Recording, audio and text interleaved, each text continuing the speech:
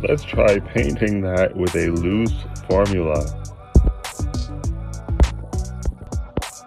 To begin with, we're going to try to just capture this form in a bold from the inside out. So the first brush stroke, we're just going to kind of like, and we're going to go like this, and we're going to try to sort of build on the figure.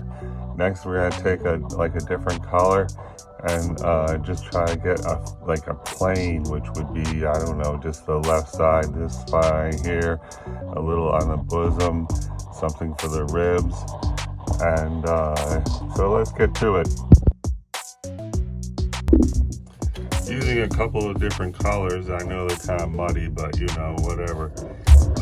Here we're just trying to sort of build up the form. You can kind of see the form emerging now. I didn't really do it, but it's good to leave like these white specks here all the way through, because they're going to give us depth, and you know, it's going to be like a contrast area. When the whole painting is like done, or we're going to call it done, then it's really going to be a plus to have these white areas. While we wait for that to dry, I'm going to try to just paint in the negative space.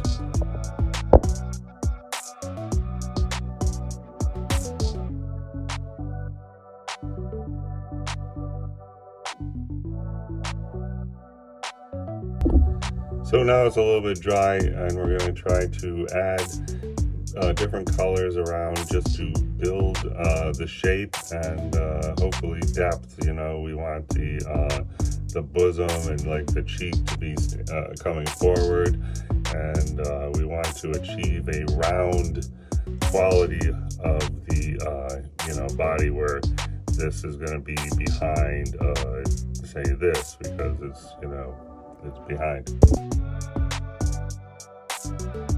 Now I wish I was using better quality paper, because it's kind of like you know, wrinkling up a little bit.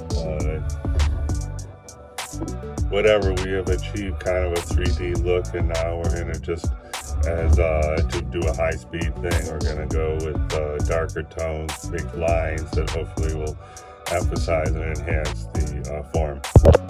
The good news is we're definitely seeing like a shape of the belly here, the ribs kind of hinted at, and you know, all in all, we're building this 3D looking thing.